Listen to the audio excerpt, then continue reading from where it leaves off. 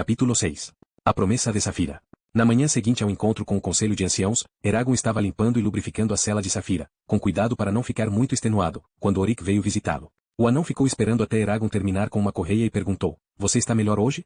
"Um pouco. Bom, nós todos precisamos de nossa força. Vim em parte para ver como estava a sua saúde e também porque Rotar quer falar com você, se estiver livre." Eragon deu um sorriso atravessado para o anão. "Para ele estou sempre livre. Ele deve saber disso." Orik riu.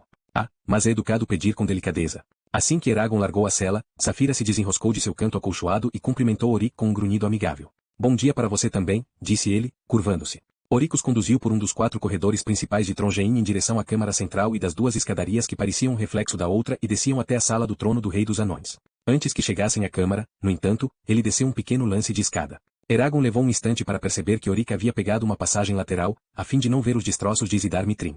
Eles pararam em frente a portas de granito onde havia uma coroa de 7 pontas gravada. 7 anões usando armaduras em cada lado da entrada batiam no chão simultaneamente com os cabos de suas picaretas. Com o eco da batida da madeira na pedra, as portas se abriram para dentro. Eragon acenou para Orik, e depois entrou no salão opaco com Safira. Os dois avançaram em direção ao trono distante, passando pelas estátuas rígidas, Irna, de antigos reis anões. Aos pés do trono negro, Eragon se curvou. O rei anão inclinou sua cabeça prateada em retribuição, e os rubis que ornavam seu elmo dourado brilhavam debilmente na luz, como se fossem pontinhos de ferro em brasa. Volum, o martelo de guerra, estava estendido sob suas pernas cobertas pela armadura. Rotar falou: "Matador de espectros, bem-vindo ao meu salão. Você fez muita coisa desde que nos encontramos pela última vez. E, pelo que parece, eu estava errado em relação a Zarhok. A espada de Morzan será bem-vinda em Trongein enquanto você a estiver portando." "Obrigado", disse Eragon enquanto se erguia.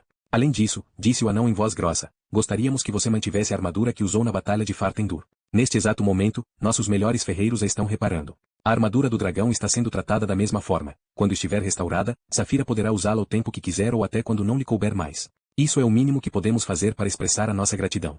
Se não fosse pela guerra com Galbatorix, haveria banquetes e celebrações em sua honra, mas estas devem esperar por um momento mais apropriado." Dando voz ao seu sentimento e ao de Safira, Eragon disse: "Você é generoso além de todas as expectativas. Iremos apreciar tais nobres presentes." Claramente satisfeito, Rotar, contudo, franziu a testa, juntando suas sobrancelhas emaranhadas. "Não podemos continuar trocando elogios. Estou sendo assediado pelos clãs com pedidos para que eu faça uma coisa ou outra em relação ao sucessor de Ajihad. Quando o Conselho de Anciãos proclamou ontem que iria apoiar Nazuada, acabou criando um rebuliço nunca visto desde que ascendia ao trono. Os chefes tinham que decidir se aceitavam Nazuada ou se seria necessário procurar outro candidato. A maior parte concluiu que Nazuada deveria liderar os Varden, mas gostaria de saber de que lado você está, Eragon, antes de eu me definir. A pior coisa para um rei é que ele pareça tolo." "Quanto podemos lhe dizer?" perguntou Eragon para Safira, pensando rapidamente. "Ele sempre foi sincero para conosco, mas não podemos saber o que pode ter prometido para outras pessoas. E melhor que sejamos cautelosos até Nazuada tomar o poder de jato." "Muito bem. Safira e eu concordamos em ajudá-la. Não iremos nos opor à sua ascensão." E Eragon se perguntou se estava indo longe demais. "Rogo para que você faça o mesmo. Os Varden não podem ficar lutando uns com os outros. Eles precisam de unidade." "Oi", disse Rotar, inclinando-se para trás, "você fala com uma nova autoridade. Sua sugestão é boa, mas irá lhe custar uma pergunta. Você acha que Nazuada será uma líder sábia, ou há outros motivos para que ela tenha sido escolhida?" "É um teste", avisou Safira. "Ele quer saber por que resolvemos apoiá-la." Eragon sentiu seus lábios se contraindo no meio sorriso. "Acho que ela é sábia e tem uma perspicácia de alguém muito mais velho. Ela vai ser boa para os Varden." "E é por isso que você a está apoiando?" "Sim." Rotar acenou com a cabeça, levantando e abaixando sua barba longa e branca. "Isso me deixa aliviado. Ultimamente tem havido pouquíssima preocupação em relação ao que é bom e correto, e muita sobre o que irá trazer poder individual. É difícil assistir a tanta idiotice e não ficar furioso." Um silêncio desconfortável, sufocante se fez entre eles na longa sala do trono. Para quebrá-lo, Eragon perguntou: "O que será feito do abrigo para dragões? Será que vão construir um novo andar?" Pela primeira vez, os olhos do rei ficaram tristes, realçando as linhas que o cercavam e os alargavam como raios numa roda de carroça. Era o mais próximo que Eragon vira de um anão prestes a chorar. Será necessário conversar muito antes de tal passo ser dado. O que Safira e Arya fizeram foi uma coisa terrível. Talvez necessária, mas terrível. Teria sido melhor se os Urgaus tivessem nos assolado antes de Izidar Mitrim ser destruído. O coração de Trongein foi despedaçado, assim como o nosso. Rotar colocou o punho no peito e depois abriu lentamente a mão e se abaixou para pegar o cabo de Volum, envolto por uma capa de couro. Safira tocou a mente de Eragon. Ele sentiu diversas emoções dentro dela, mas o que mais o surpreendeu foi o remorso e a culpa. Ela lamentava sinceramente o fim da Estrela Rosa, apesar de ter sido preciso arruiná-la. "Pequenino", disse ela, "me ajude. Preciso falar com Rotar. Pergunte a ele, será que os anões têm a capacidade de reconstruir Izidar Mitrim a partir dos fragmentos?" Enquanto ele repetia as palavras, Rotar murmurou algo em sua própria língua, para depois dizer: "A capacidade nós temos, mas e daí? Tal tarefa levaria meses ou anos para ser realizada e o resultado final seria um arremedo falido da beleza que outrora enfeitava Trongeim. É uma abominação que jamais irei sancionar. Safira continuou a olhar para o rei sem piscar. Agora, diga a ele, se os fragmentos de Isidar Mitrim fossem reunidos, sem uma única peça faltando, acredito que poderia fazer com que ficasse inteira mais uma vez. Eragon ficou olhando a pasmo, esquecendo-se de rotar em seu espanto. Safira. A energia que seria requerida. Você mesma me disse que não poderia usar a magia a seu bel prazer, então o que lhe dá certeza de que pode fazer isso? Posso fazê-lo se a necessidade for grande o bastante. Será o meu presente para os anões. Lembre-se do túmulo de Bron, deixe que essa recordação dissipe a sua dúvida. E feche a boca, não é de bom tom ficar assim, e o rei estão olhando. Quando Eragon comunicou a oferta de Safira, Rotar se levantou com uma exclamação. Isso é possível. Nem mesmo os elfos poderiam tentar realizar tal proeza. Ela confia em sua capacidade. Então iremos reconstruir Isidar Mitrim, não importa que levemos 100 anos. Iremos construir uma estrutura para a joia e colocar cada pedaço no seu lugar de origem. Nenhuma lasca será esquecida. Mesmo se tivermos que quebrar os pedaços maiores para movê-los, isso será feito com toda a nossa habilidade lapidaria, para que não se perca nenhuma limalha ou partícula. Vocês virão depois, quando tivermos terminado, e restaurarão a estrela rosa.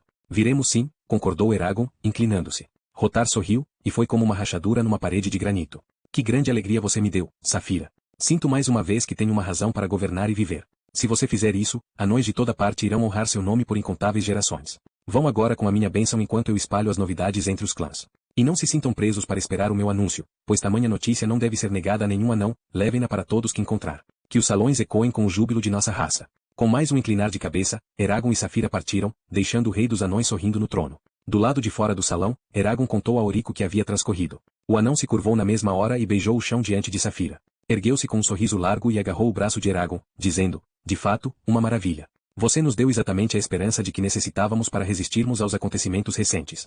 Haverá muita bebedeira hoje à noite, posso apostar. E amanhã será o funeral. Aurico quietou-se por um instante. Amanhã, sim. Mas até lá não devemos deixar que pensamentos infelizes nos perturbem. Venha. Pegando a mão de Eragon, o anão arrastou por Trongeim até um grande salão de festas onde muitos anões estavam sentados em mesas de pedra. Aurico pulou para cima de uma delas, espalhando pratos e tigelas pelo chão, em voz alta, proclamou as notícias sobre Isidar Mitrim. Eragon quase ficou surdo com os aplausos e os berros que se seguiram.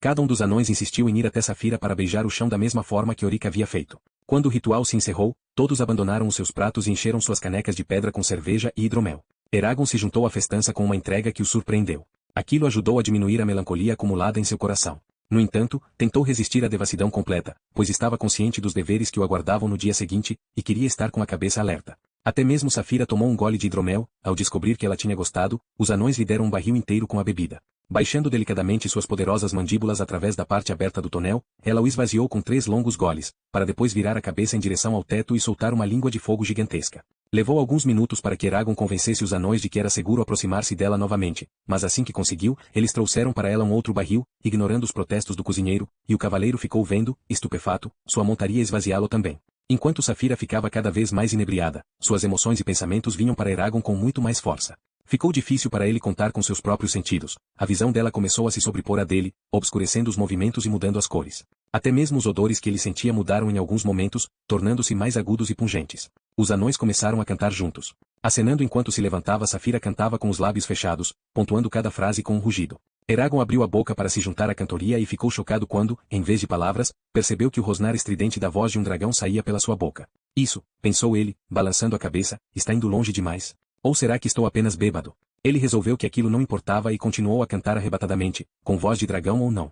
Anões continuavam a fluir para dentro do salão à medida que as notícias sobre Isidar Mitrim se espalhavam. Logo, centenas tomaram as mesas, formando um anel espesso em volta de Eragon e Safira. Aurico chamou músicos que se acomodaram num canto, onde tiraram as capas verdes de veludo de seus instrumentos. Imediatamente harpas, alaúdes e flautas prateadas fizeram suas ricas melodias pairarem sobre a multidão. Muitas horas se passaram antes do barulho e da excitação começarem a diminuir. Quando isso se deu, Aurico subiu novamente em cima da mesa. Ele ali ficou, com as pernas abertas para dar equilíbrio, a caneca na mão, o boné firme e virado de lado e gritou, ouçam, ouçam. Finalmente celebramos da forma apropriada. Os Urgal se foram, o espectro está morto e vencemos. Os anões bateram todos em cima de suas mesas em sinal de aprovação. Foi um bom discurso, curto e direto.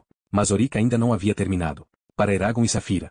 Bradu levantando a caneca. Isso também foi um gesto bem recebido. Eragon se levantou e se curvou, o que gerou mais gritos. Ao seu lado, Safira se erguia para colocar a pata dianteira sobre o peito, numa tentativa de copiar o movimento de seu cavaleiro. Ela cambaleou e os anões, percebendo o perigo, se afastaram. Por um tris, não foram atingidos. Com um grito em voz alta, Safira caiu para trás, aterrissando numa mesa para banquetes. Uma dor percorreu as costas de Eragon e ele caiu sem sentidos ao lado da cauda do animal.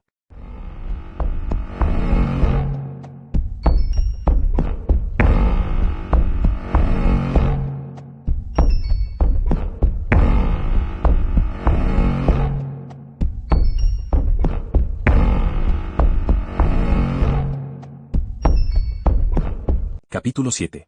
Requiem. Accord Nurlheim. Você não pode dormir agora. Nós somos necessários no portão, eles não começarão sem nós. Eragon se esforçou para abrir os olhos, ciente da dor de cabeça e do corpo dolorido. Ele estava deitado numa mesa fria de pedra. O quê? Ele fez uma careta depois de sentir um gosto ruim na língua. Auric puxou sua barba marrom. O cortejo de Ajihad. Temos que estar presentes. Não, do que você me chamou? Eles ainda estavam no salão de festas, que estava vazio exceto por ele, Auric e Safira, caída ao seu lado entre duas mesas. Ela se mexeu e levantou a cabeça, olhando em volta com olhos embaçados. Cabeça dura. Eu o chamei de cabeça dura porque estou tentando acordá-lo há quase uma hora. Eragon se aprumou e deslizou para fora da mesa. Flashes de lembranças da noite passada passaram pela sua cabeça. Safira, como está você? Perguntou ele, cambaleando em sua direção. Ela girou a cabeça, passando sua língua escarlate por dentro e por fora dos dentes, como um gato que havia comido algo desagradável. Inteira, acho. Minha asa esquerda está um pouco estranha, acho que foi sobre ela que eu aterrissei. E minha cabeça está pesada, com 1000 flechas ardentes. Alguém se machucou quando ela caiu?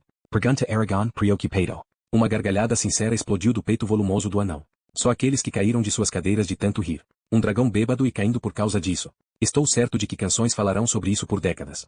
Safira arrastou as asas e desviou o olhar afetadamente. Achamos que seria melhor deixar você aqui, já que não conseguíamos movê-la, Safira. Isso deixou o cozinheiro-chefe aflito. Ele temia que você fosse beber mais do que os 4 barris que entornou de sua melhor safra. E você chegou a me punir uma vez por ter bebido. Se eu consumisse 4 barris acabaria morto. É por isso que você não é dragão. Auric jogou uma trouxa de roupas nos braços de Eragon. Tome, vista essas. São mais apropriadas para um funeral do que o seu traje. Mas apresse-se, pois temos pouco tempo. Eragon fez um grande esforço para vestir tudo. Uma camisa branca franzida, com laços nas mangas, um colete vermelho ornado com fitas e bordados dourados, calças escuras, botas pretas brilhantes que estrepitavam ao pisar no chão, e uma capa rodada, amarrada logo abaixo da garganta com um broche cheio de enfeites. No lugar da tira de couro habitual, um cinto cheio de adornos em que Zarrock estava amarrada. Eragon salpicou o rosto de água e tentou arrumar o cabelo de forma a ficar com um aspecto aciado. Depois, Auric conduziu a ele e a Safira para fora do salão, em direção ao portão sul de Trongeim. Temos que começar de lá, explicou ele, movendo-se com uma velocidade surpreendente sobre suas pernas grassas, porque foi onde a procissão com o corpo de Ajihad parou há 3 dias. Sua jornada para o túmulo não pode ser interrompida, ou então seu espírito não terá descanso. Costume estranho, reparou Safira. Eragon concordou, notando uma leve inconstância no andar de Safira. Em Carvajal, as pessoas eram normalmente enterradas em suas fazendas ou, se morassem no vilarejo, num pequeno cemitério. Os únicos rituais que faziam parte do procedimento eram versos de certas baladas recitados e um banquete fúnebre que era oferecido depois das exéquias para os parentes e amigos. Você consegue aguentar o funeral inteiro? Perguntou Eragon ao ver Safira cambalear novamente. Ela fez uma breve careta. Isso e o compromisso com Nazoada, mas depois vou precisar dormir. Odeio Hydromel. Ao retomar sua conversa com Auric, Eragon perguntou, onde Ajihad será enterrado? Auric diminuiu o passo e olhou para Eragon com cautela. Isso foi motivo de briga entre os clãs. Quando um anão morre, acreditamos que sua sepultura deve ser vedada por pedra ou ele jamais irá se juntar aos seus ancestrais. Essa é uma questão complexa e não posso talar mais do que isso para um forasteiro, mas percorremos grandes distâncias para assegurar que um enterro seja assim. A vergonha recair sobre uma família ou clã caso permitam que qualquer um dos seus descanse num elemento inferior. Depois de uma pausa, prosseguiu. Debaixo de Fartendur existe uma câmara que é o lar de todos os Knurla, de todos os anões que morreram aqui. É para lá que Ajihad será levado. Ele não pode ser sepultado conosco, já que é humano, mas uma alcova consagrada já lhe foi reservada. Lá os Varden poderão visitá-lo sem perturbar nossas grutas sagradas e Ajihad receberá o respeito que lhe é devido. Seu rei fez muito pelos Varden, comentou Eragon. Tem gente que pensa que fez demais. Perante o enorme portão, içado por suas correntes escondidas para revelar uma tênue luz matinal que se movia para dentro de Fartendur, eles encontraram uma fileira cuidadosamente disposta. Ajihad estava à frente, frio e pálido, num esquife de mármore branco carregado por 6 homens trajando armaduras negras. Sobre a sua cabeça havia um elmo coberto de pedras preciosas. Suas mãos estavam uma em cima da outra, abaixo da clavícula, sobre o cabo de marfim de sua espada desembainhada, que se estendia por baixo do escudo que cobria seu peito e suas pernas. A cota de malha prateada, como anéis de raios lunares, pesava mais que seus membros e caía sobre o esquife. Logo atrás do corpo estava Nazoada, com ar solene, coberta por uma capa negra e firme na sua posição, embora lágrimas ornassem o seu semblante. Ao seu lado, estava Rotar usando um manto escuro, depois Arya, o conselho de anciãos, todos com uma conveniente expressão compassiva, e finalmente uma torrente de enlutados que se estendia por mais de 1,5 quilômetro além de Trongeim. Cada porta e arcada do salão de 4 andares que levava à câmara central de Trongeim, a 800 metros de distância, estava aberta e cheia de humanos e anões. Entre as faixas de rostos desolados, as longas tapeçarias se agitaram ao serem atingidas por centenas de suspiros e sussurros quando Saphira e Eragon apareceram. Jormundur acenou para que ambos se juntassem a ele. Tentando não estragar a formação, Eragon e Saphira foram se esgueirando pela fileira até ocuparem o espaço ao seu lado, recebendo um olhar de desaprovação de Sabrai. Oryx se postou atrás de Erotrar.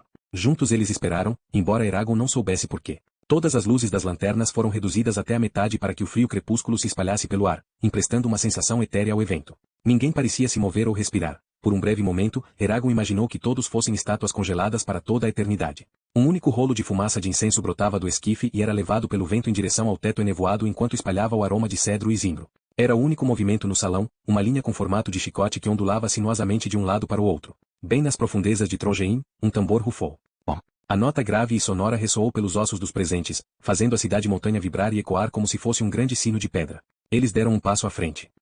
Na segunda nota, outro passo, e um bumbo mais grave se fundiu ao primeiro, cada batida reverberando inexoravelmente pelo salão. A força do som os projetou numa marcha majestosa. Deu a cada passo um significado, um sentido e uma gravidade adequados à situação. Nenhum pensamento poderia existir no meio da pulsação que o cercava, apenas um crescendo de emoção que os tambores habilmente passavam, trazendo lágrimas e uma alegria agridoce ao mesmo tempo. Quando o túnel terminou, os homens que carregavam a Jihad fizeram uma pausa entre os pilares de ônix antes de adentrar a câmara central. Lá, Eragon viu os anões ficando ainda mais solenes na iminência de contemplar Isidar Mitrim. Eles andaram através de um cemitério de cristal. Um círculo de fragmentos enormes estava no centro da grande câmara, cercando o martelo e os pentagramas incrustados. Muitos pedaços eram maiores do que Safira. Os raios da estrela Safira ainda emitiam uma luz trêmula nos fragmentos, em alguns deles, pétalas da rosa entalhada eram visíveis. Os carregadores continuaram em frente, passando entre os inúmeros fios de navalha. Depois, a procissão virou e começou a descer por degraus largos até chegar aos túneis inferiores. Marcharam através de muitas cavernas, passaram por cabanas de pedra, onde crianças anãs se agarravam às suas mães e fitavam os integrantes do séquito com olhos arregalados.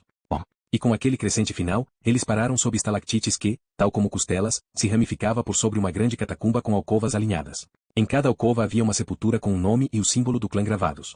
Milhares, centenas de milhares, estavam enterrados ali. A única luz vinha de lanternas vermelhas dispostas de forma esparsa, pálidas no meio das sombras. Depois de um instante, os carregadores andaram a passos largos até um pequeno salão anexo à câmara principal. No centro, numa plataforma elevada, havia uma grande cripta aberta à espera na escuridão.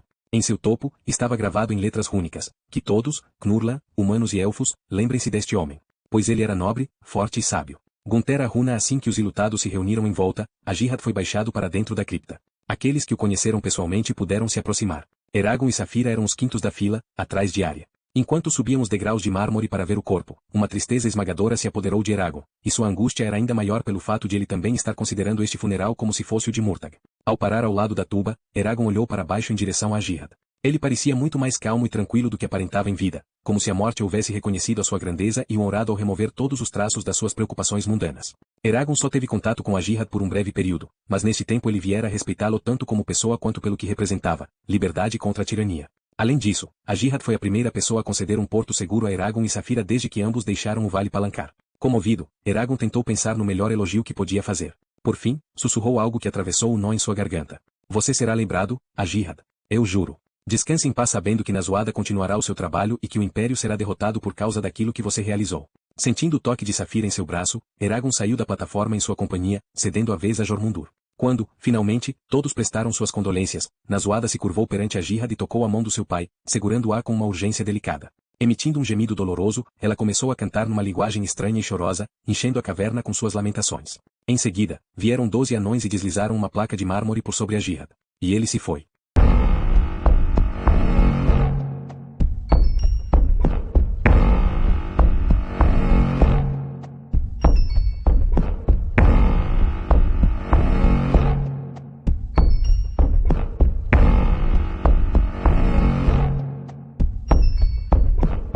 Capítulo 8.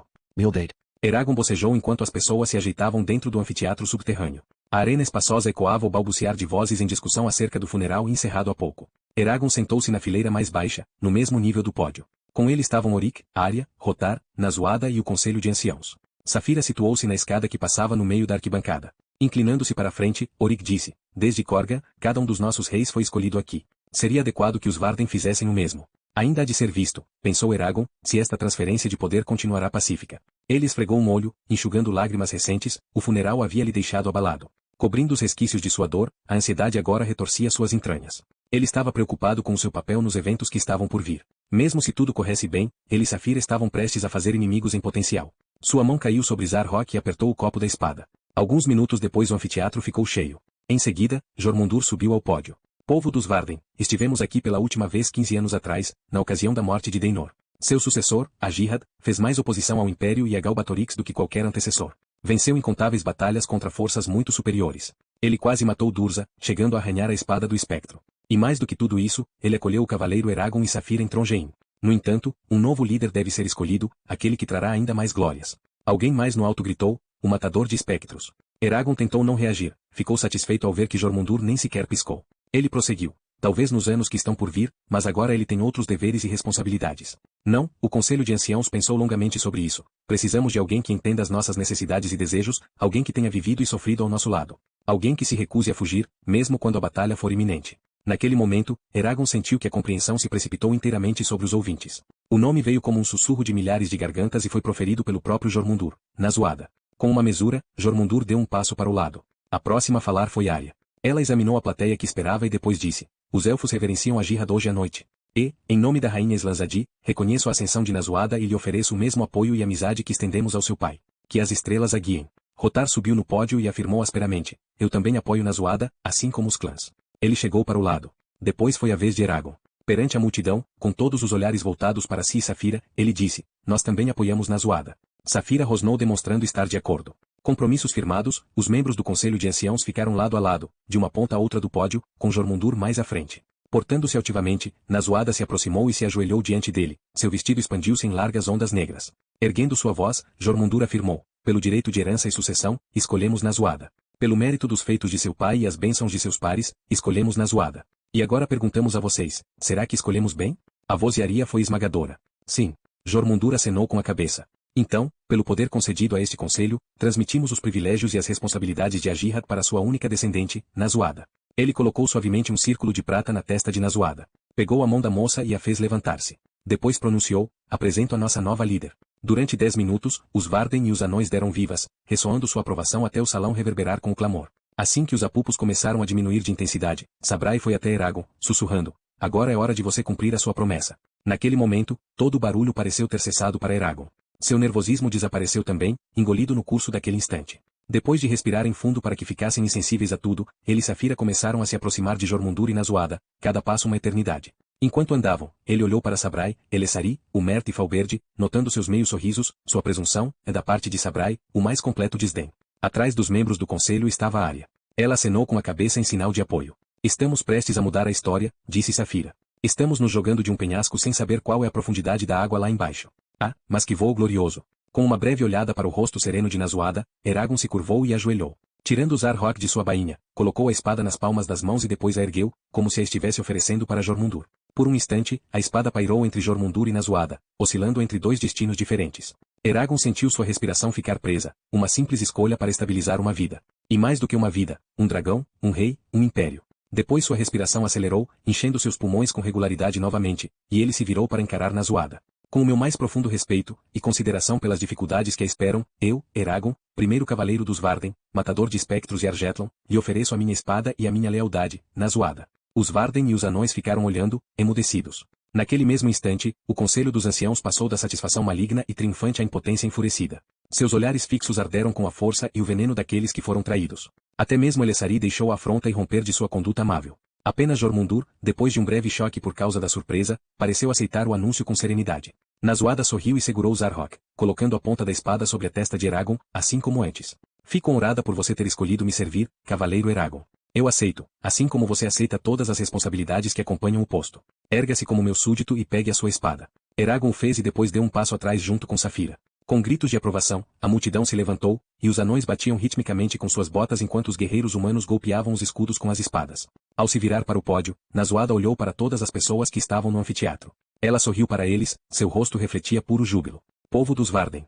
Silêncio. Como meu pai fez antes de mim, dou minha vida a vocês e a nossa causa. Jamais desistirei de lutar até que os Urgal sejam derrotados, Galbatorix esteja morto e a Lagaesia seja livre mais uma vez. Mais gritos e aplausos. Portanto, digo a vocês que agora é hora de se preparar. Aqui em Fartendur, depois de escaramuças intermináveis, vencemos nossa maior batalha. É nossa vez de atacar. Galbatorix está fraco depois de perder tantas forças, e jamais haverá uma oportunidade como essa novamente. Logo, repito, agora é chegada a hora de nos prepararmos para que novamente possamos nos proclamar vitoriosos. Depois de mais alguns discursos de várias pessoas importantes, incluindo um ainda furioso Falberde, o anfiteatro começou a esvaziar. No que Eragon se levantou para partir, Oric agarrou seu braço, detendou-o. O anão estava com os olhos arregalados.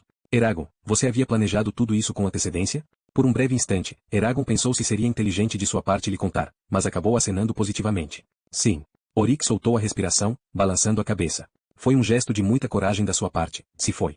Para começo de conversa, você colocou Nazuada numa posição muito forte. Foi perigoso, contudo, a se julgar pela reação do Conselho de Anciãos. Arya aprovou tudo isso? Ela concordou que era necessário. O anão o estudou atenciosamente. Estou certo de que era. Você simplesmente alterou a balança do poder, Eragon. Por causa disso, ninguém mais irá subestimá-lo novamente. Cuidado com as pedras podres. Hoje você ganhou alguns inimigos poderosos. Ele bateu nas costas de Eragon e seguiu em frente. Saphira ficou vendo partir e depois disse, devíamos nos preparar para deixar Fartendur. O conselho está sedento por vingança. Quanto mais cedo estivermos fora de seu alcance, melhor.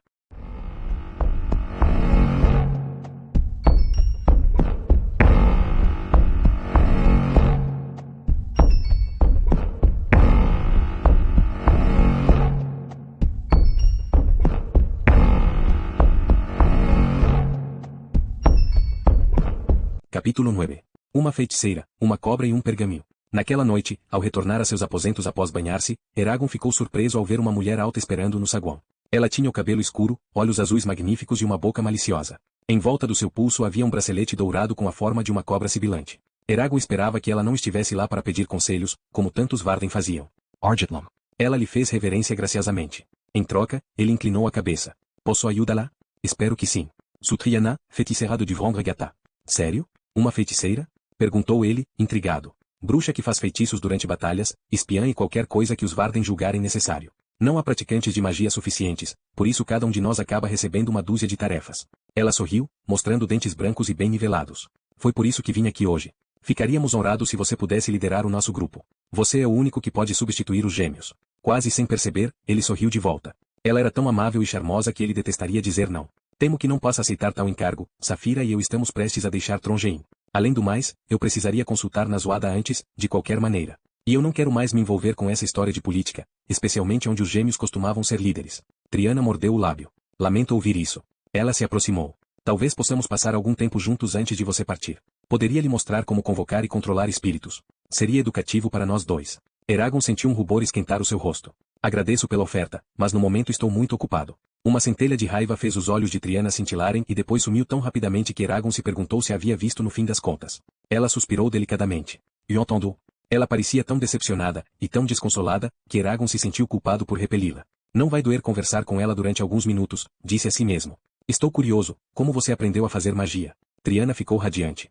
Minha mãe era curandeira em Surda. Ela possuía algum poder e teve como me instruir dos antigos costumes. É claro, não estou nem perto de ser tão poderosa quanto um cavaleiro. Ninguém de Duvrengrangata poderia ter derrotado Durza sozinho, como você fez. Isso foi um feito heróico. Acanhado, Eragon bateu com suas botas no chão. Não teria sobrevivido se não fosse por Arya. Você é muito modesto, Argetlon, lembrou ela. Foi você que deu o golpe final. Devia estar orgulhoso do seu feito. É algo digno do próprio Vrael. Ela se inclinou em sua direção. O coração do moço acelerou enquanto sentia o perfume de Triana, que era puro e almiscarado, e sugeria um tempero exótico. Você já ouviu as músicas escritas sobre você? Os Varden as cantam todas as noites em volta de suas fogueiras. Elas dizem que você veio tomar o trono de Galbatorix. Não, disse Eragon, rápida e impetuosamente. Ele não iria tolerar esse tipo de rumor. Eles podem até dizer isso, mas eu não o farei. Seja qual for o meu destino, não aspiro liderança alguma. E é inteligente da sua parte que não o faça. O que é um rei, afinal de contas, além de um homem aprisionado pelos seus deveres? Essa seria uma recompensa de fato ruim para o último cavaleiro livre e seu dragão. Não, para você só mesmo a liberdade de ir e vir, fazer o que deseja, por extensão, moldar o futuro da Lagaesia. Ela fez uma pausa. Você ainda tem algum familiar no Império? O quê? Só um primo. Então você não está noivo? A pergunta o pegou desprevenido. Nunca ninguém havia lhe feito tal questionamento. Não, não estou noivo. Com certeza deve haver alguém de quem você gosta. Ela se aproximou um pouco mais e sua manga cheia de fitas roçou no braço do cavaleiro. Nunca fui íntimo de ninguém em Carvajal, hesitou ele, e venho viajando desde então. Triana recuou um pouco e depois levantou o pulso para que o bracelete de serpente ficasse na altura dos olhos. Você gosta dele? Indagou ela. Eragon piscou e acenou com a cabeça, embora fosse de fato um pouco desconcertante. Eu o chamo de Lorga. Ele é meu amigo íntimo e protetor. Inclinando-se para a frente, ela soprou o bracelete, para depois murmurar. Seorum tornessa a avachar já ouvi livs. Com um farfalhar seco, a cobra começou a se mexer e ganhar vida. Eragon ficou observando, fascinado, enquanto a criatura se contorcia em volta do braço pálido de Triana para depois se erguer e fixar seus olhos de rubi sobre ele, com a língua de arame saindo e voltando para a boca. Seus olhos pareceram se expandir até ficarem tão largos quanto o punho de Eragon. Ele sentia como se estivesse tombando para dentro de suas profundezas ardentes, não conseguia desviar o olhar por mais que tentasse. Então, depois de um breve comando, a serpente endureceu e reassumiu sua posição original. Com um suspiro cansado, Triana se recostou na parede. Não é muita gente que entende o que nós, que nos valemos da magia, fazemos. Mas queria que soubesse que há outros parecidos com você, e nós o ajudaremos se pudermos. Impulsivamente, Eragon colocou sua mão sobre a dela. Ele nunca havia tentado se aproximar de uma mulher dessa maneira antes, mas o instinto o obrigou a avançar, dando-lhe coragem para aproveitar a chance. Era assustador, divertido. Se você quiser, podemos sair para comer. Há uma cantina não muito distante daqui. Ela colocou sua outra mão sobre a dele, dedos frios e macios, tão diferente dos apertos brutais aos quais Eragon estava acostumado. Gostaria sim. Será que podemos? Triana deu um passo em falso assim que a porta se abriu violentamente às suas costas. A feiticeira se virou e gritou ao se ver cara a cara com Safira. A fera permaneceu imóvel, exceto por um lábio que se levantava lentamente para revelar uma linha de dentes recortados. E depois rosnou. Foi um rosnado sensacional, coberto de desdém e ameaça, que se ergueu e se espalhou pelo salão durante mais de um minuto. Ouvi-lo era como suportar um discurso longo, extremamente áspero e dilacerante. Eragon ficou olhando-a o tempo todo. Quando acabou, Triana estava apertando sua saia com ambas as mãos, torcendo o tecido. Seu rosto estava branco e assustado. Ela rapidamente fez uma reverência para Safira, e depois, num gesto que mal se esforçou para refrear, se virou e fugiu. Agindo como se nada tivesse acontecido, Safira levantou uma das pernas e lambeu uma das garras. Foi quase impossível abrir a porta, torceu o nariz. Eragon não conseguiu mais se conter. Por que você fez isso? Explodiu. Você não tinha razão para interferir. Você precisava da minha ajuda, continuou ela, inabalável. Se eu precisasse da sua ajuda, teria chamado. Não grite comigo, vociferou, apertando a sua mandíbula. Ele podia sentir as emoções dela fervendo em seu interior com a mesma agitação das dele. Não vou deixar você andar por aí com uma mulher relaxada, suja e desleixada que se importa mais com Eragon como cavaleiro do que como pessoa. Ela não era uma mulher relaxada, urrou Eragon.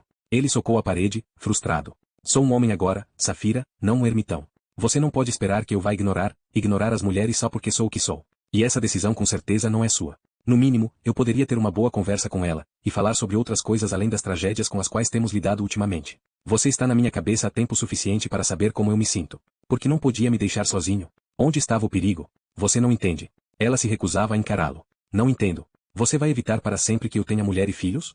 E quanto a uma família? Eragon. Ela finalmente fixou um dos seus grandes olhos nele. Estamos intimamente ligados. Obviamente. E se você for atrás de um relacionamento, com ou sem a minha bênção, e ficar afeiçoado a alguém, meus sentimentos também ficarão comprometidos. Você devia saber disso. Portanto, e só vou lhe avisar uma vez, seja cuidadoso com suas escolhas, pois irá envolver a nós dois. Ele considerou rapidamente as palavras de Safira. No entanto, nosso vínculo funciona de ambas as maneiras. Se você odiar alguém, eu serei influenciado do mesmo jeito, entendo a sua preocupação. Então você não estava simplesmente com ciúmes? Ela lambeu a garra mais uma vez. Talvez um pouco. Foi Eragon que rugiu desta vez. Ele passou por Safira, roçando em seu corpo ao entrar no quarto, pegou Zarhok, e depois se afastou a passos largos e pomposos, enquanto embainhava a espada. Ele vagou por Trongein por horas, evitando fazer contato com quem quer que fosse. O que ocorrerá o havia magoado, embora não pudesse negar a verdade nas palavras de Safira. De todas as questões que ambos discutiram, esta era a mais delicada e com a qual menos concordavam. Naquela noite, pela primeira vez desde que foi capturado em Gil-ead, Eragon dormiu longe de sua parceira, em uma das casernas dos anões. Eragon voltou aos seus aposentos na manhã seguinte. Num acordo tácito, ele e Safira evitaram falar sobre o que havia transcorrido, discutir mais era inútil quando nenhum dos lados estava disposto a ceder. Além do mais, ambos estavam tão aliviados por estarem juntos outra vez que não queriam correr o risco de colocar sua amizade em perigo novamente. Os dois estavam almoçando, Safira dilacerava uma coxa sangrenta, quando Jarsha chegou apressado. Como antes, encarou Safira com os olhos arregalados, acompanhando seus movimentos enquanto ela mordiscava a ponta do osso. Sim? Perguntou Eragon enquanto limpava o queixo e se perguntava se o conselho de anciãos havia mandado chamá-lo. Ele não ouvirá nenhuma notícia sobre eles desde o funeral. Jarsha deu as costas para Safira tempo suficiente para dizer, Nazuada gostaria de vê-lo, senhor. Ela está esperando na biblioteca de seu pai. Senhor. Eragon quase deu uma gargalhada. Há pouquíssimo tempo, ele é que chamava as pessoas de senhor, não o contrário. Ele olhou para Safira. Você já terminou ou devemos esperar mais alguns minutos? Revirando os olhos, ela colocou o resto da carne em sua boca e partiu o osso com um estalo. KBI. Tudo bem, disse Eragon, de pé. Pode ir, Jarsha. Nós sabemos o caminho. Levou quase meia hora para que os dois chegassem à biblioteca, por causa do tamanho da cidade-montanha. Da mesma forma que na época em que a Jihad governava, a porta estava guardada, mas, em vez de 2 homens, um esquadrão inteiro de guerreiros, endurecidos por inúmeras batalhas, estavam em pé à sua frente, alertas para o menor sinal de perigo. Iriam, com certeza, se sacrificar para proteger sua nova líder de ataques e emboscadas. Embora os homens não pudessem deixar de reconhecer Eragon e Saphira, eles foram barrados até Nazuada ser avisada da presença de seus visitantes. Só então foi permitida a entrada. Eragon notou na mesma hora uma mudança, um vaso de flores na biblioteca. A pequena floração lilás era discreta, mas enchia o ar com uma fragrância morna que, para Eragon, evocava verões de framboesas colhidas do pé e campos ceifados bronzeados sob o sol. Ele inspirou, sensível à sabedoria com a qual Nazuada afirmava sua individualidade sem suprimir a memória de Jihad. Ela estava sentada atrás da ampla mesa, ainda vestida com a capa negra de luto. Enquanto Eragon se sentava, com Saphira ao seu lado, ela disse, Eragon. Era uma declaração simples, nem amigável nem hostil. Ela se virou de lado por um breve instante e depois o encarou com um olhar firme e atento. Passei os últimos dias examinando os negócios dos Varden, assim como são. Foi um exercício desanimador. Estamos pobres, gastamos muito, nossos suprimentos estão escassos e temos poucos recrutas do Império se alistando. Pretendo mudar isso. Ela fez uma pausa e prosseguiu. Os anões não podem mais nos sustentar, já que foi um ano pobre para o cultivo e eles sofreram suas próprias perdas. Pensando nisso, decidi mudar os Varden para Surda. É uma proposta difícil, mas aquela que acredito ser necessária para nos mantermos seguros. Uma vez em Surda, estaremos finalmente perto o bastante para atacar o Império diretamente. Até mesmo Saphira se agitou, surpresa. Olha o trabalho que vai ser necessário, disse Eragon. Pode levar meses para transportar os pertences de cada um para Surda, sem mencionar o traslado de todas as pessoas. E elas provavelmente seriam atacadas ao longo do caminho. Pensei que o rei Orhin não ousaria se opor abertamente a Galbatorix, protestou ele. Naswada saw you indifferent. A postura dele mudou desde que derrotamos os Urgaus. Ele nos protegerá, nos alimentará e lutará ao nosso lado. Muitos Varden já estão em Surda, principalmente mulheres e crianças que não podiam ou não iriam lutar. Elas também nos apoiarão, caso contrário eu as privarei de usarem o nosso nome. Como? Perguntou Eragon. Você se comunicou com o rei Orhin tão rapidamente. Os anões usam um sistema de espelhos e lanternas para retransmitir mensagens através de seus túneis. Eles podem enviá-las daqui para o lado oeste das montanhas Beor em menos de um dia. Mensageiros depois as transportam para Beron, capital da Surda. Por mais rápido que seja, tal método ainda é muito lento visto que Galbatorix pode nos surpreender com um exército Urgal e nos dar um aviso prévio de menos de um dia. Pretendo planejar algo ainda mais conveniente em conjunto com Duvrangrangata e os mágicos de Rotar antes de partirmos. Ao abrir a gaveta da mesa, Nazuada retirou um enorme pergaminho. Os Varden deixarão Fartendur daqui a um mês. Rotar concordou em nos assegurar uma travessia segura pelos túneis. Além disso, ele mandou uma tropa para Ortieda a fim de remover os últimos vestígios de Urgaus e selar os túneis para que ninguém possa invadir novamente a morada dos anões usando tal rota. Como isso pode ser insuficiente para garantir a sobrevivência dos Varden, tenho um favor para lhe pedir. Eragon acenou com a cabeça. Ele esperava um pedido ou uma ordem. Esse foi o único motivo para ela tê-los convocado. Estou pronto a obedecer às suas ordens. Talvez. Seus olhos se voltaram por um segundo para Saphira.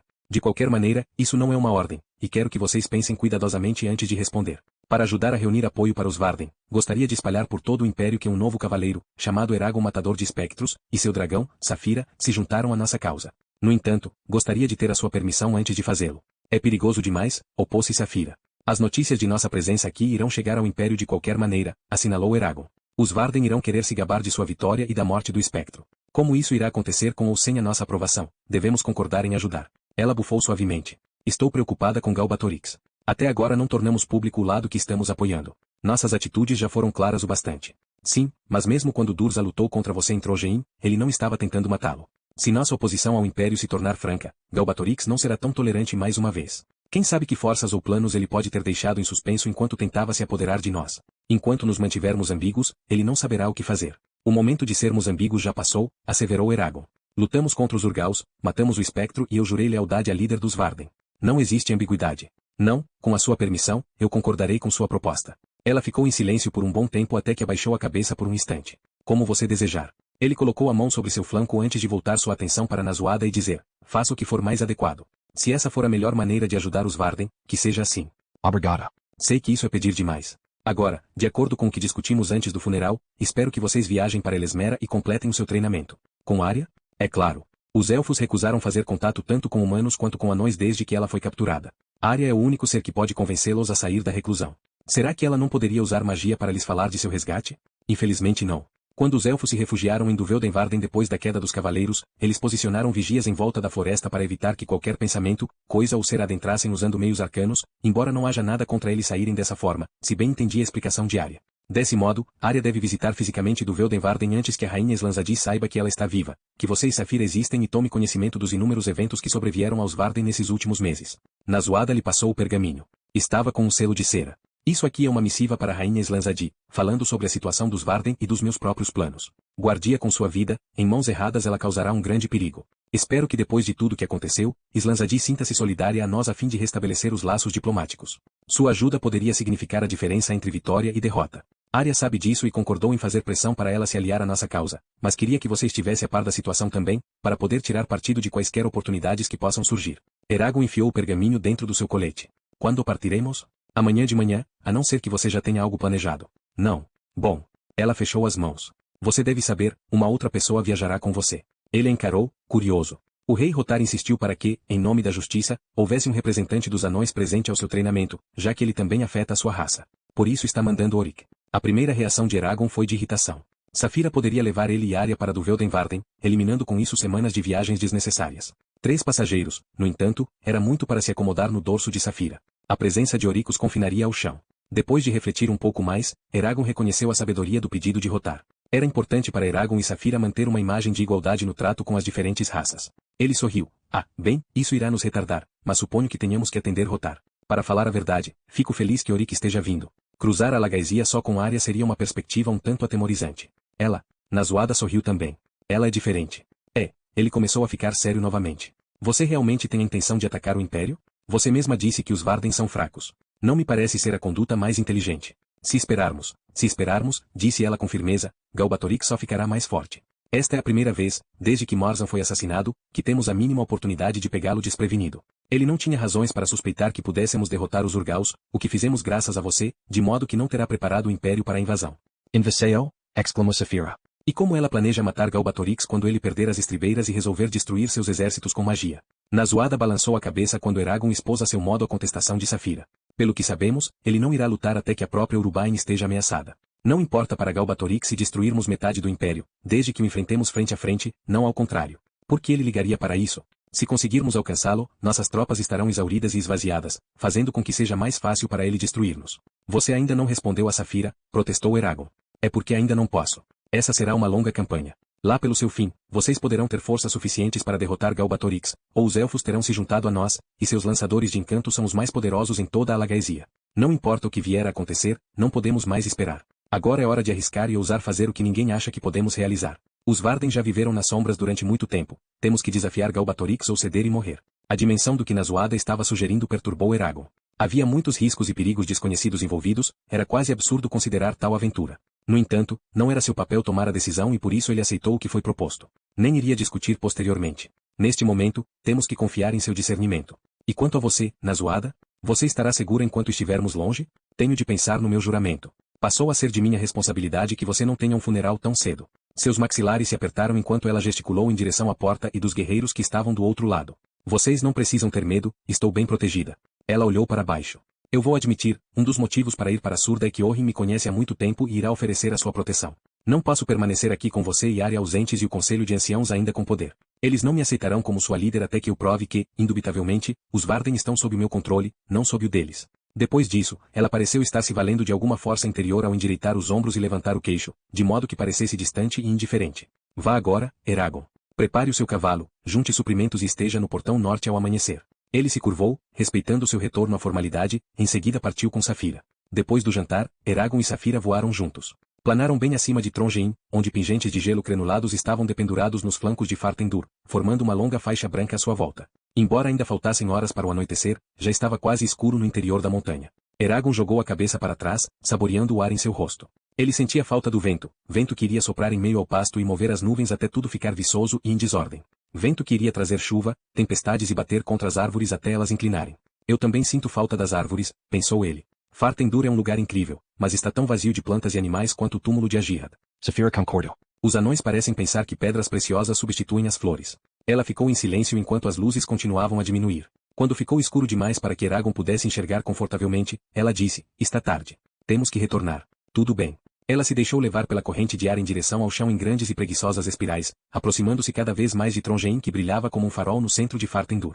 Eles ainda estavam bem distantes da cidade-montanha quando ela virou a cabeça e disse, veja. Ele acompanhou seu olhar, mas tudo que conseguiu ver foi a planície cinzenta e sem traços característicos mais abaixo. O quê? Em vez de responder, ela inclinou as asas e planou para a esquerda, descendo até uma das estradas que saíam de Trongein ao longo dos pontos cardeais.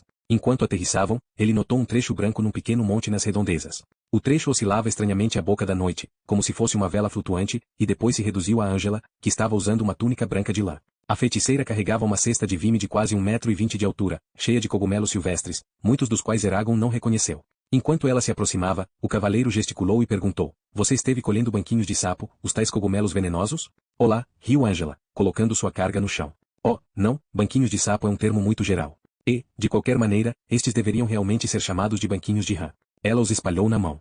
"Este aqui é um tufo de enxofre, já este é um chapéu de tinta, aqui está o chapéu de umbigo, sem contar com o escudo de anão, o talo duro vermelho, o anel de sangue, e aquele é um impostor pintado. São encantadores, não?" Ela apontou para um de cada vez, terminando num cogumelo com tons de rosa, alfazema e amarelo salpicados como se fossem regatos no seu chapéu. "E aquele ali?" perguntou Eragon, indicando um cogumelo com o talo azul claro, nervuras de um laranja fundido e um chapéu preto e brilhante com 2 tiras. Ela olhou afetuosamente. "Fricayandlat, como diriam os elfos. O talo provoca morte instantânea enquanto o chapéu pode ser antídoto da maior parte dos venenos. É dele que o néctar de Túnivor é extraído. Fricayandlat só cresce nas cavernas de Duveldenvarden e de Fartendur, e iria começar a morrer por aqui se os anões levassem seus excrementos para outro lugar." Eragon olhou novamente para o monte e percebeu que era exatamente o que parecia, um monte de esterco. "Olá, Safira", disse Angela, passando por ele para acariciar o nariz do dragão. Safira piscou e parecia satisfeita, puxando a cauda. Ao mesmo tempo, Solembum apareceu, abocanhando com firmeza um rato debilitado. Sem fazer muita coisa a não ser mover o bigode, o menino gato se acomodou no chão e começou a mordiscar o roedor, ignorando deliberadamente os 3. "E então", disse Angela, jogando para trás um cacho do seu cabelo enorme, "estão indo para Elesmera?" Eragon Ace knew positivamente. Ele não se deu ao trabalho de perguntar como ela havia descoberto, a feiticeira sempre parecia saber o que estava acontecendo. Como ele permaneceu em silêncio, ela franziu a testa. "Bem, não precisa ficar tão mal-humorado. Não me parece que será a sua execução." "Eu sei." "Então sorria, porque se não é a sua execução, você deveria estar feliz. Você está tão lânguido quanto o rato de Solembum." "Languido. Que palavra maravilhosa, você não acha?" Aquilo lhe arrancou um sorriso, e Safira riu a socapa guturalmente. "Não estou certo de que seja tão maravilhoso quando você pensa, mas, sim, entendo aonde você quer chegar. Fico feliz que você entenda. Entender é bom." Com as sobrancelhas curvadas, ela enfiou a unha por baixo de um cogumelo e o virou para examinar a lamela, enquanto dizia: "É uma casualidade o fato de termos nos encontrado, já que você está prestes a partir e eu irei acompanhar os Varden até Surda. Como já lhe disse antes, gosto de estar onde as coisas estão acontecendo, e aquele é o lugar." Eragon sorriu ainda mais. "Muito bem, isso deve significar que teremos uma jornada segura, caso contrário você estaria conosco." Angela encolheu os ombros e depois falou sério: "Tenha cuidado em Duveldenvarden. Só porque os elfos não demonstram suas emoções não quer dizer que eles não estejam sujeitos a sentir fúria e paixão como o resto de nós mortais. No entanto, o que pode torná-los austeros é o fato de conseguirem dissimular tais sentimentos, às vezes por anos." "Você já esteve lá?" "Uma vez." Depois de uma pausa, ele perguntou: "O que você acha dos planos de Nazoada?" Ela está arruinada. Vocês estão arruinados. Estão todos arruinados." Ela começou a gargalhar, a dobrar-se de rir, até que ficou séria subitamente. "Note que eu não especifiquei que tipo de ruína, por isso não importa o que venha a acontecer, eu previ tudo. Que sabedoria da minha parte." Ela levantou a cesta novamente, apoiando-a sobre um dos seus quadris. "Suponho que eu não vá vê-los por um tempo, por isso adeus, tenham toda a sorte do mundo, evitem repolho assado, não comam cera de ouvido, e vejam o lado luminoso da vida." E, com uma piscadela de quem estava animada, ela se foi, deixando Eragon piscando, inseguro. Depois de uma pausa apropriada, Solembum pegou o seu jantar e a seguiu, com a mesma dignidade.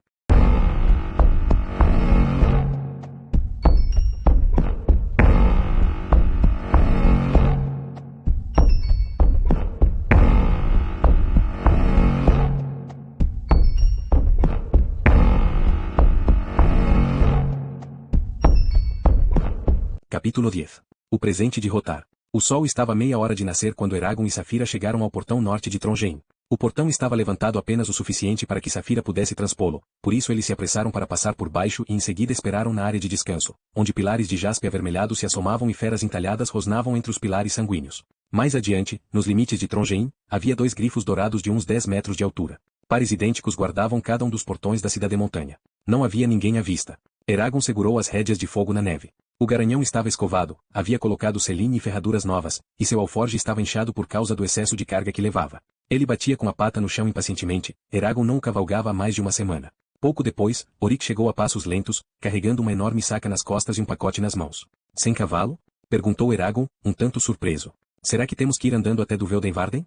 Orik resmungou. "Vamos parar em Tarnag, que fica logo ao norte daqui. De lá pegaremos jangadas ao longo do Azerragni até Eddard, um entreposto de comércio para os elfos. Não precisaremos de cavalos antes de Eddard, por isso, vou usar os meus próprios pés até lá." Ele colocou o pacote no chão com um clangor e depois o abriu, revelando a armadura de Eragon. O escudo havia sido repintado, para que o carvalho ficasse exatamente no centro, e teve todos os arranhões removidos. Por baixo dele, havia a longa cota de malha, polida e lubrificada até o aço cintilar de tão brilhante. Não havia sinal de onde ela havia sido rasgada quando o espectro cortou as costas de Eragon. A touca, as luvas, os braçais, as grevas e o elmo foram igualmente restaurados. Nossos melhores ferreiros trabalharam neles, disse Orik, assim como na sua couraça, Safira.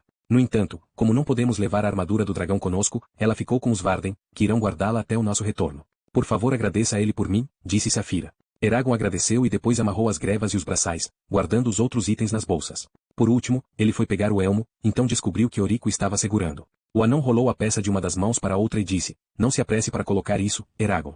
Há uma escolha que você tem que fazer antes. Que escolha? Ao erguer o elmo, Orik revelou sua fronte polida que, como Eragon viu naquele instante, fora alterada. O martelo e as estrelas do clã de Rotar e Orik, o Enjeitum, estavam gravados no aço. Orik franziu a testa, parecendo ao mesmo tempo contente e preocupado, e disse em tom formal, meu rei, Rotar, deseja que eu lhe presenteie com esse elmo como símbolo da amizade que ele tem por você. E com ele, Rotar lhe faz uma oferta para que você seja adotado como membro do Durgrinsten Jeitum, um membro da nossa família. Eragon olhou para o elmo, pasmo com o gesto de Rotar. Isso significa que eu ficaria sujeito ao seu regime?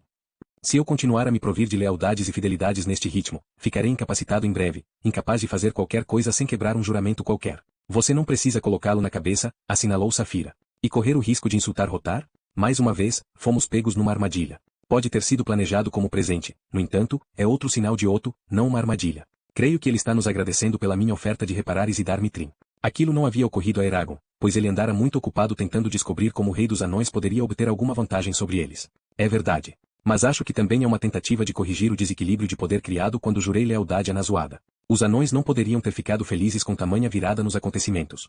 Ele olhou novamente para Orik, que estava esperando ansiosamente. Com que frequência isso já foi feito? Para um humano? Nunca. Rotar discutiu com as famílias em Jeitum durante um dia e uma noite antes que eles concordassem em aceitá-lo. Se você consentir em carregar o nosso elmo, terá direitos totais como membro do clã. Poderá participar dos nossos conselhos e dar a sua opinião sobre cada questão discutida. E, acrescentou com um tom muito sombrio, se for do Deus desejo, terá o direito de ser enterrado com os nossos mortos. Pela primeira vez, a enormidade da ação de Rotar tocou Eragon. Os anões não poderiam oferecer uma oraria maior. Com um movimento rápido, tomou o elmo de Orik e o pôs sobre sua cabeça. Sinto-me privilegiado de me juntar ao Durgrinsten Jeitum. Orik acenou com a cabeça em sinal de aprovação e disse, então aceite este Knurlin, este coração de pedra, e coloque-o entre as suas mãos, sim, desse jeito. Você precisa se revestir de coragem agora e pungir uma veia para molhar a pedra. Algumas gotas serão suficientes. Para terminar, repita comigo, Usil Don Kirano Karn Durtargen, Zeitmen, ou em Grins Vorform Vedaris Hackskills. Nalius Belgod. Era uma recitação comprida e ficou ainda mais longa porque Orik parou para traduzir cada frase. Depois disso, Eragon curou seu pulso com um rápido encanto. Seja lá o que os clãs possam dizer sobre este assunto, observou Orik, vocês têm se comportado com integridade e respeito. Eles não podem ignorar isso. Ele sorriu.